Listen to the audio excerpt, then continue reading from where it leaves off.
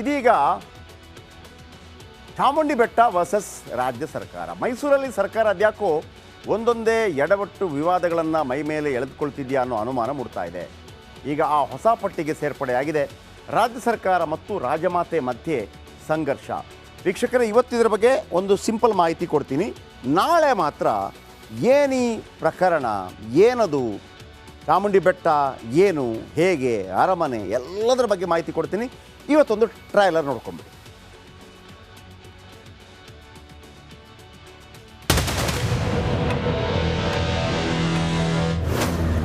ಚಾಮುಂಡಿ ಬೆಟ್ಟದ ಪ್ರಾಧಿಕಾರ ಮಾಡಿದ್ದೀವಿ.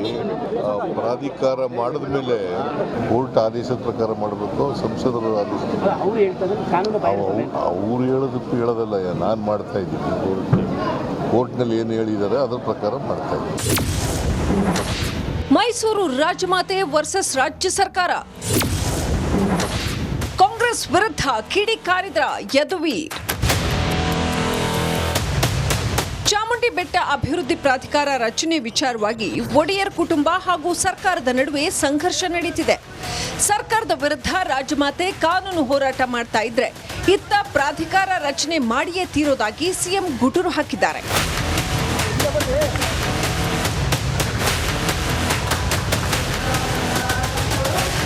ಸಿಎಂ ಸಿದ್ದರಾಮಯ್ಯ ನೇತೃತ್ವದಲ್ಲಿ ನಡೆದ ಚಾಮುಂಡೇಶ್ವರಿ ಕ್ಷೇತ್ರ ಅಭಿವೃದ್ಧಿ ಪ್ರಾಧಿಕಾರ ಸಭೆಗೆ ಪ್ರಮೋದಾ ದೇವಿ ಗೈರು ಹಾಜರಾದರು. ಪ್ರಾಧಿಕಾರದ ವಿಚಾರ ಹೈಕೋರ್ಟ್ ಕಟಕಟೆಯಲ್ಲಿದೆ. ತರಾತುರಿಯಲ್ಲಿ ಮೀಟಿಂಗ್ ಬೇಡ ಅಂತ ರಾಜರ ಕುಟುಂಬ ಹೇಳಿದ್ರು, ಸಿದ್ದರಾಮಯ್ಯ ಮಾಡಿದ್ರು. ಇದಕ್ಕೂ ಮುನ್ನ ಮೈಸೂರಿನಲ್ಲಿ ಮಾತನಾಡಿದ ಸಿಎಂ, ಕೋರ್ಟ್ ಹೇಳಿದಂತೆ ನಾವು ನಡ್ಕೊಳ್ತೇವೆ ಅಂದ್ರು. ಹಿಂದೇನು ಕೂಡ ಕಮಿಟಿ ಇತ್ತು ಅಲ್ವಾ? ಹಿಂದೆ ಕಮಿಟಿ ಇತ್ತಲ್ವಾ? ಆಡಳಿತ ಮಂಡಳಿ ಅದಕ್ಕೆ ನೇಮಿಸಿದ ಮೆಂಬರ್ಗಳನ್ನೆಲ್ಲ ನೇಮಿಸ್ತಿದ್ದವ್ರು ಯಾರು? ಅದಕ್ಕೆ ಅಧ್ಯಕ್ಷರಾಗಿದ್ದವ್ರು ಯಾರು? ಆಗ ಸರ್ಕಾರದ ಅಧೀನದಲ್ಲೇ ಇತ್ತಲ್ವಾ? ಈಗ ಅವರು ಸ್ಟೇ ತಗೊಂಡಿದ್ರು, ಸ್ಟೇ ವೇಕೇಟ್ ಆಗಿದೆ.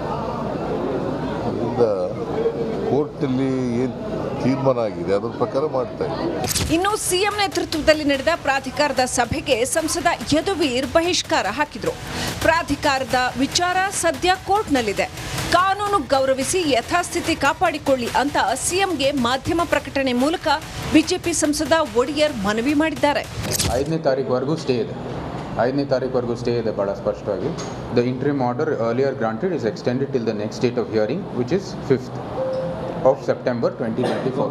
ನಾವು ಪ್ರಕಾರ ಹೈಕೋರ್ಟಲ್ಲಿ ಏನಿದೆ ಅದನ್ನ ನಿಮ್ಮ ಮುಂದೆ ಇಡ್ತಾ ಇದ್ದೀನಿ. ಅದ್ರ ಪ್ರಕಾರ ಈ ಸಭೆ ಏನಿದೆ ಅದು ಕಂಟೆಂಪ್ಟ್ ಆಗುತ್ತೆ. ಆದರೆ ನಮ್ಮ ಪ್ರಕಾರ ಏನು ಕಾನೂನಿದೆ, ವ್ಯವಸ್ಥೆ ಇದೆ, ನಂತರ ಏನು ಆದೇಶ ಬರ್ತಿದೆ ಹೈಕೋರ್ಟಿಂದ ಅದನ್ನ ನೀವು ಅನುಸರಿಸಿ.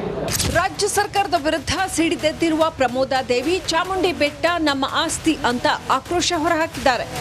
ರಾಜ್ಯಮಾತೆ ಸರ್ಕಾರದ ನಡುವೆ ನಡೀತಾ ಇರೋ ಪ್ರಾಧಿಕಾರ ಪಾಲಿಟಿಕ್ಸ್ ಯಾವ ಹಂತಕ್ಕೆ ಹೋಗುತ್ತೋ ಕಾದು ನೋಡಬೇಕಿದೆ.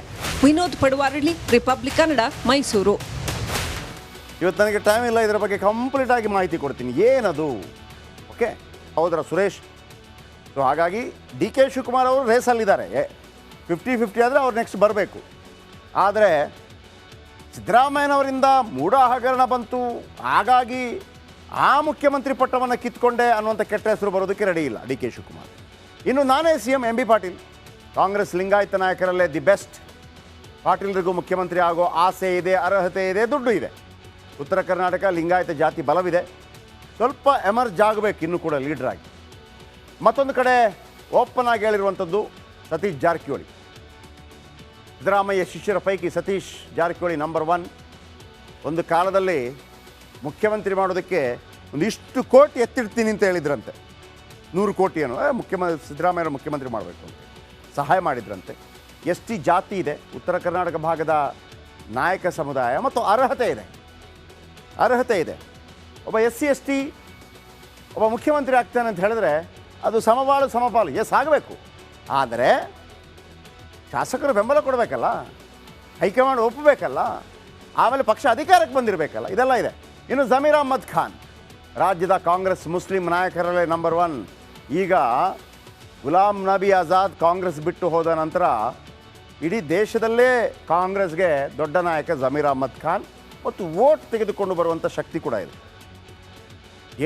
ಜೆ ಡಿ ಎಸ್ನ ಎಲ್ಲ ಮುಸ್ಲಿಂ ವೋಟನ್ನು ಕಾಂಗ್ರೆಸ್ಗೆ ಕನ್ವರ್ಟ್ ಮಾಡೋದರಲ್ಲಿ ಪ್ರಮುಖ ಪಾತ್ರ ವಹಿಸಿದ್ದಾರೆ. ಆಮೇಲೆ ಒಂದು 49 ಕ್ಷೇತ್ರಗಳಲ್ಲಿ ಕಾಂಗ್ರೆಸ್ಗೆ ಮುಸ್ಲಿಂ ವೋಟ್ಸನ್ನು ಹಾಕ್ಸಿದ್ದಾರೆ. 99%, 95ಇಂದ 99% ಜಮೀರ್ ಅಹ್ಮದ್ ಖಾನ್ ಮತ್ತು ಸಿದ್ದರಾಮಯ್ಯ ಕಾಂಬಿನೇಷನಿಂದಾಗಿ ಮುಸ್ಲಿಮರು ಕಾಂಗ್ರೆಸ್ಗೆ ವೋಟ್ ಹಾಕಿದ್ದಾರೆ. ಆದ್ದರಿಂದ ನಾನು ಯಾಕೆ ಸಿ ಎಂ ಆಗಬಾರ್ದು ಅಂತ ಜಮೀರ್ ಅಹ್ಮದ್ ಖಾನ್ ಒಂದು ಚಟಾಕಿ ಕೂಡ ಹಾರಿಸ್ತಾ ಇರ್ತಾರೆ. ಇನ್ನು ಕೃಷ್ಣ ಬೈರೇಗೌಡರು ಯಾರ ಹೆಸರು ಹೇಳ್ತಿರೋ ಗೊತ್ತಿಲ್ಲ, ಯಾರ ಹೆಸರು ಹೇಳ್ತಿರೋ ಗೊತ್ತಿಲ್ಲ. ಕೃಷ್ಣ ಬೈರೇಗೌಡರೊಮ್ಮೆ ಮುಖ್ಯಮಂತ್ರಿ ಆಗಬೇಕು. ಯಾಕೆ ಅಂತಂದರೆ ಅವ್ರು ಯಾವುದೇ ಹುದ್ದೆ ಕೊಡಲಿ ಮೀಡಿಯಾಗಿದ್ದ ಜಾಸ್ತಿಯಾಗಿ ಅವರ ಕೆಲಸವನ್ನು ಭಾಳ ಅಚ್ಚುಕಟ್ಟಾಗಿ ಮಾಡ್ತಾ ಇರ್ತಾರೆ. ಕಂದಾಯ ಸಚಿವರಾಗಿದ್ದಾರೆ, ಕಂದಾಯ ಸಚಿವರಾಗಿ ಆ ಒಂದು ಪರ್ಸೆಂಟೇಜ್ ಜಾಸ್ತಿ ಮಾಡಿದರು, 30% ಜಾಸ್ತಿ ಮಾಡಿದರು. ಅದೊಂದು ಬೇಸರ ಇದೆ ಪಾಪ, ಅವ್ರಿಗೂ ಬೇರೆ ವಿಧಿ ಇಲ್ಲ ಅಂತ ಅನಿಸುತ್ತೆ. ಆದರೆ ವಿದ್ಯಾವಂತ ಇದ್ದಾರೆ, ಅನುಭವಿ ಇದ್ದಾರೆ, ಆಮೇಲೆ ಒಕ್ಕಲಿಗ ಸಮುದಾಯದ ಬೆಂಬಲ ಇದೆ, ಆಮೇಲೆ ತುಂಬ ಜ್ಞಾನಿ ಇದ್ದಾರೆ, ತುಂಬ ಜ್ಞಾನ ಇದೆ, ಆಮೇಲೆ ಒಂದು ಕೆಲಸ ಮಾಡುವ ಹುಮ್ಮಸ್ಸಿದೆ. ಕಂದಾಯ ಇಲಾಖೆ ಸಚಿವರಾಗಿ ಕೆಲಸ ಮಾಡಿದ್ದಾರೆ. ಆಮೇಲೆ ಸಿದ್ದರಾಮಯ್ಯನವರ ಭಾಳ ಪರಮಾಪ್ತ. ನೀವು ನೋಡಿ, ಜಾತಿ ಗೀತಿ ಏನೋ ಇಟ್ಕೊಂಡಿರ್ಬೋದು ನೀವು, ಅದು ಬೇರೆ ವಿಚಾರ. ಅವರು ಒಕ್ಕಲಿಗ, ಇವರು ಕುರುಬ ಅಂತ ಬಂದಾಗ ಅದು ಬೇರೆ. ಆದರೆ ಸಿದ್ದರಾಮಯ್ಯನವರು ಬೈರೇಗೌಡರ ಮಗ ಅಲ್ವಾ, ಜನತಾ ಪರಿವಾರದಿಂದ ಬಂದದ್ದಲ್ವಾ. ಇವರು ಅಮೆರಿಕಾದಲ್ಲಿರ್ತಾರೆ ಬೈರೇಗೌಡರು ತೀರ್ಕೊಂಡಾಗ. ಯಾರು? ಕೃಷ್ಣ ಬೈರೇಗೌಡರು. ವೇಮಗಲ್ ಆಗ ಕ್ಷೇತ್ರ, ವೇಮಗಲ್ನಿಂದ ಉಪಚುನಾವಣೆಯಲ್ಲಿ JDSನಿಂದ ಗೆಲ್ತಾರೆ ಕೃಷ್ಣ ಬೈರೇಗೌಡರು. ನಂತರ ಕಾಂಗ್ರೆಸ್ಗೆ ಸೇರ್ತಾರೆ. ಓಕೆ, ಈಗಲೂ ಅಷ್ಟೇ ಈ ಯಾವುದು ನಿಮ್ಮ GST ವಿಚಾರ ಎಲ್ಲ ಬಂದಾಗ, ಕೌನ್ಸಿಲ್ ಸಭೆ ಎಲ್ಲ ಹೋದಾಗ ಕೆಲವು IAS ಆಫೀಸರ್ಗಳು ಹೇಳ್ತಾರೆ, ಏನು ರೀ ಕೃಷ್ಣ ಬೈರೇಗೌಡರ ನಾಲೆಜು ತಂದುಬಿಟ್ಟು. ಆಮೇಲೆ ಇವರಿಬ್ಬರ ನಡುವಿನ ಒಂದು ಪ್ರೀತಿ ನೋಡಬೇಕು. ಯಾರಿಬ್ಬರ ನಡುವಿಂದು? ಸಿದ್ದರಾಮಯ್ಯ ಮತ್ತು ಕೃಷ್ಣ ಬೈರೇಗೌಡರದ್ದು. ಸಿದ್ದರಾಮಯ್ಯ ಒಂದು ಹೇಳಿಕ್ಕಿದೆ, ಅದು ನಮ್ಮ ಕೃಷ್ಣನಿಗೆ ಕೇಳಿ ಅಂತಾರೆ. ಬೈರೇಗೌಡರು ಅನ್ನಲ್ಲ, ಕೃಷ್ಣನಿಗೆ ಕೇಳಿ. ಕೃಷ್ಣ ಚೆನ್ನಾಗಿದೆ, ಅದೊಂದು ಕಾಂಬಿನೇಷನ್. ಮುಂದೊಂದು ದಿನ CM ಆಗೋ ಅವಕಾಶ ಬರ್ಬೋದು. ಆದರೆ ಆ CM ಆಗೋ ಅವಕಾಶ ಬರೋ ತನಕ ಆ ಕ್ಯಾರೆಕ್ಟ್ರನ್ನು ಕೂಡ ಅದೇ ಥರ ಮೇಂಟೈನ್ ಮಾಡ್ಕೋಬೇಕು. ಯಾಕಂದರೆ ಮಸಿ ಬಳಿಯುವಂಥದ್ದು ಭಾಳ ಆಗುತ್ತೆ, ಮಸಿ ಬಳಿಯೋದಾಗೆ ನೋಡ್ಕೋಬೇಕು ಕೃಷ್ಣ ಬೈರೇಗೌಡರು. ಮುಂದೊಂದು ದಿನ ಮುಖ್ಯಮಂತ್ರಿ ಆಗೋ ಎಲ್ಲ ಅರ್ಹತೆ ಇದೆ. ಇನ್ನು BK ಹರಿಪ್ರಸಾದ್, ಈಡಿಗ ಸಮುದಾಯದ ಹಿರಿಯ ನಾಯಕ ಹರಿಪ್ರಸಾದ್, ಅವರು ಮಂತ್ರಿ ಕೂಡ ಆಗಿಲ್ಲ. BK ಹರಿಪ್ರಸಾದ್ ಪ್ರತಿ ಸಲ ಕೂಡ ಹಿಂಬಾಗಿಲಿನಿಂದಲೇ ರಾಜ್ಯಸಭೆಗೆ ಹೋಗ್ತಾ ಇದ್ರು. ಹರಿಪ್ರಸಾದ್ ಅವರನ್ನು CM ಮಾಡಿ ಅಂತ ಈಡಿಗರು ಹೇಳ್ತಾ ಇದ್ದಾರೆ. ಯಾಕಂದರೆ ಬಂಗಾರಪ್ಪನವರ ನಂತರ ಈಡಿಗರು ಯಾರು ಮುಖ್ಯಮಂತ್ರಿಗಳಾಗಿಲ್ಲ. ಮಧು ಬಂಗಾರಪ್ಪ ಸದ್ಯಕ್ಕೇನು ಚಾನ್ಸ್ ಇಲ್ಲ, ಇವರೇ. ಇನ್ನೊಂದು ಕಡೆ ನೀವು ಯಾರನ್ನು ಬೇಕಿದ್ರೆ ಕರ್ಕೊಂಬನ್ನಿ, ಈ ಮನುಷ್ಯ ಏನಾದರೂ ಎಂಟ್ರಿ ಕೊಟ್ಟರೆ ಎಲ್ಲ ಸೈಡ್ಗೆ ಹೋಗ್ಬೇಕಾಗತ್ತೆ. ಯಾರಲ್ಲಿ ಸೌಂಡು ಮಾಡೋದು ಆ ಹಾಡು ಇದೆಯಲ್ಲ ಹಂಗೆ, ಸೈಡ್ಗೆ ಹೋಗಿ ಮಲ್ಲಿಕಾರ್ಜುನ ಖರ್ಗೆ ಬರ್ತಾರೆ ಅಂತ. ಒಂದು ಬಾರಿ ಆದರೂ ಖರ್ಗೆ CM ಆಗಬೇಕು ಅಂತ ಆಸೆ ಇದೆ, ಅಷ್ಟು ಶಕ್ತಿ ಇದೆ, ತಾಕತ್ತು ಇದೆ. ಧರ್ಮಸಿಂಗ್ ಬದಲು ಖರ್ಗೆ ಅವರು CM ಆಗಬೇಕಾಗಿತ್ತು.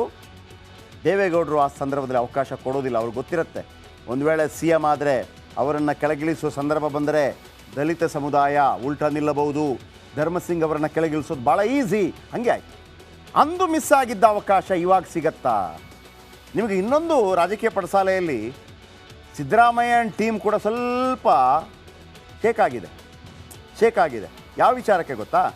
ಒಂದು ವೇಳೆ ಈಗ ಸೆಪ್ಟೆಂಬರ್ 9ನೇ ತಾರೀಕಿಗೆ ಹೈಕೋರ್ಟ್ ಯಾವ ಆದೇಶ ಕೊಡುತ್ತೆ ಗೊತ್ತಿಲ್ಲ. ಒಂದು ವೇಳೆ ರಾಜೀನಾಮೆ ಕೊಡುವಂಥ ಕೊಡ್ರಪ್ಪ ಅಂತ ಹೇಳಿ ಹೈಕಮಾಂಡ್ ಹೇಳುವಂಥ ಪರಿಸ್ಥಿತಿ ನಿರ್ಮಾಣವಾದರೆ, ಹೈಕಮಾಂಡ್ ಸಪೋರ್ಟ್ ಇಲ್ಲದೆ ಹೋದರೆ, ಮಲ್ಲಿಕಾರ್ಜುನ ಖರ್ಗೆ ಆಗಲಿ ಅಂತ ಹೇಳಿದರೆ, ಇಷ್ಟೆಲ್ಲ ಹೆಸರು ಹೇಳಿದ್ನಲ್ವಾ, ಒಬ್ಬನು ಕೂಡ ಕೈಯಂ ಪುಯ್ಯ ಅನ್ನೋಂಗಿಲ್ಲ. ಎಲ್ಲರೂ ದಾರಿ ಬಿಟ್ಕೊಡ್ಬೇಕು ಖರ್ಗೆ ಬಂದರೆ. ಓಕೆ, ಇವಿಷ್ಟು ರೇಸಲ್ಲಿರುವಂಥವ್ರು.